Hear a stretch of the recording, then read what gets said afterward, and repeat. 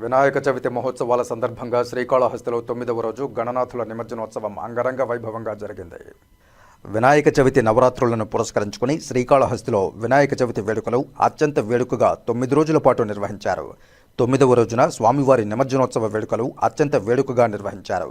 శ్రీకాళహస్తిలోని పెళ్లి మండపం, బేరివారి మండపం గణపతులు నిమజ్జనానికి ఊరేగింపుగా తరలిరాగా ఈ నిమజ్జన కార్యక్రమంలో బీజేపీ రాష్ట్ర ఉపాధ్యక్షులు కోలా ఆనంద్, అలాగే Srikalahasti division RDO Bhanuprakash Reddy, Srikalahasti division DSP NS Murthy పాల్గొన్నారు. భాజా భజంత్రీలతో కోలాటాలు, ఆటపాటల నడుమ గణపతి నిమజ్జనం అత్యంత వేడుకగా నిర్వహించారు. 4 మాడ వీధుల గుండా స్వామివారు ఊరేగింపుగా వెళ్లి తొట్టంబేడు మండలంలోని తెలుగుగంగ కాలువలో నిమజ్జన కార్యక్రమం నిర్వహించబడింది.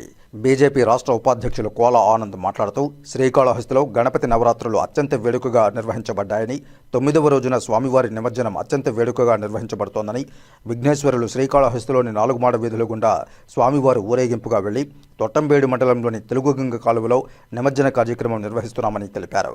ప్రతి ఒక్కరూ మట్టి గణపతిని పూజించి పర్యావరణాన్ని రక్షించాలని ఆయన కోరారు. గణపతి వేడుకలను భక్తి శ్రద్ధలతో నిర్వహించుకోవాలని యువతకు పిలుపునిచ్చారు. శ్రీకాళహస్తి కొండమిట్టి బేరువారి మండపం వద్ద గత 9 రోజుల్లో వెలిసినటువంటి మట్టి గణపతి యొక్క నిమజ్జన కార్యక్రమం జరుగుతూ ఉంది. ఈ నిమజ్జన కార్యక్రమం శ్రీకాళహస్తి పట్టణ పురవీధుల గుండా, అలాగే శ్రీరాముల వీధి మీదుగా తెలుగంగ కాలువకి చేరుకుంటారు గణపతి మహారాజు.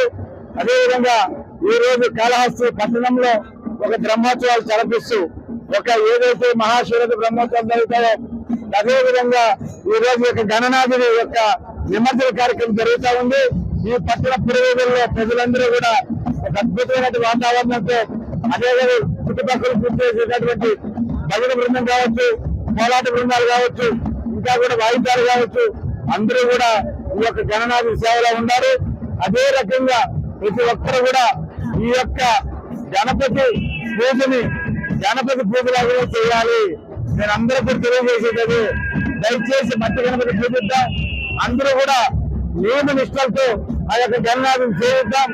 ఇది జాతర కాదు, గంగమ్మ జాతర కాదు, అంకమ్మ జాతర కాదు, ఇది వినాయక సేవ, వినాయకుడి యొక్క బ్రహ్మోత్సవాలు. అదే రకంగా మనం సేవ చేయాలి తప్ప వేరే రకంగా ఉండకూడదని చెప్పి ఇవన్నీ కూడా భక్తులందరూ కూడా వాళ్ళందరూ కూడా మీకు మార్పు రావాలా, అవేర్నెస్ రావాలా, ప్రతి ఒక్కరు కూడా ఈ యొక్క వినాయక స్వామి పూజించాలని చెప్పి కోరుకుంటూ గణపతి మహారాజ్కి